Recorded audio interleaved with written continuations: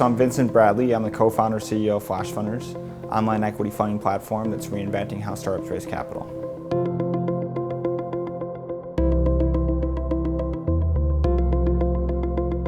So let's talk about when you should go after VC capital first. You probably don't want to put a lot of effort into going after VCs until you have a product with a little bit of traction. So you need to have an MVP, a minimum viable product.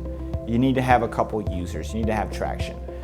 If you are a CPG product, you need to have sales. Consumer packaged goods, you need to have sales. If you are a B2B business, you need to have some customers that are using your product. If you're a social product that's all about users, then you need to have growth. Have an idea of who you should be going after. Make sure that you're targeting VCs that have interest in your space, interest in your sector, that have made previous investments in companies like yourself. That's very important. There's not that many funds, venture capitalist funds that exist, so it's pretty easy to find out very quickly. Put together a list, know who your targets are, and then go get them. It's very important to get out often and early and start building relationships within the venture capital community. If you think at some point you're going to have a business, or you have a business that is going to raise venture capital.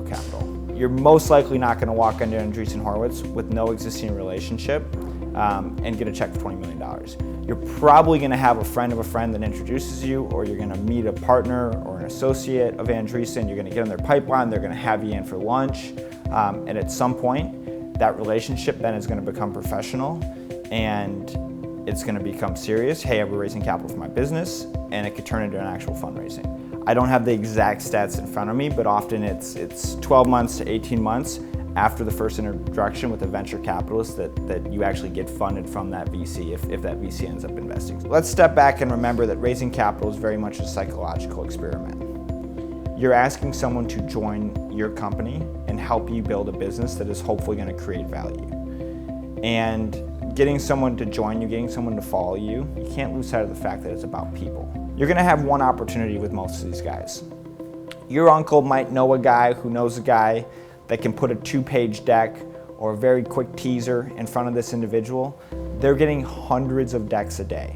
What are you going to do to separate yourself? So understand what you are, understand what your customers are, understand what's going to catch the attention of a venture capitalist.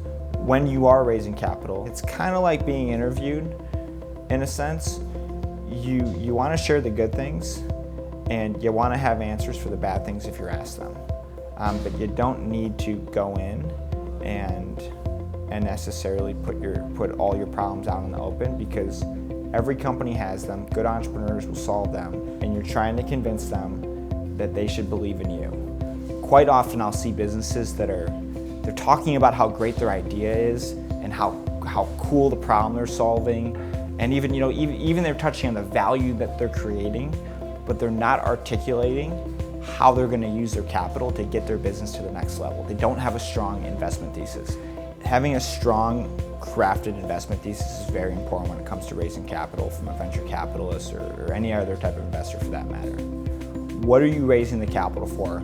How are you going to use it? And how are you going to get your business to the next level? It's not good enough just to sell your idea. There's lots of good ideas. You need to have a game plan for actually operationalizing that capital. So how do you get a deal done quickly? Well, first and foremost, you don't want anything to come between you and getting that deal done. The more time they have, the more likely they are to convince themselves or find something that they don't like about what you're doing. So get out of their way and allow them to diligence your business quickly and get the deal done. So in the process of raising capital, you're going to figure out what resonates, you're going to make mistakes, you're going to say some stupid stuff, you're going to waste 30 minutes talking about something that doesn't matter. You don't have to prove to everyone that you're going to be successful and they should invest in you. You just need to prove to one person. If one person gives you an opportunity and backs you, sometimes that's all it takes.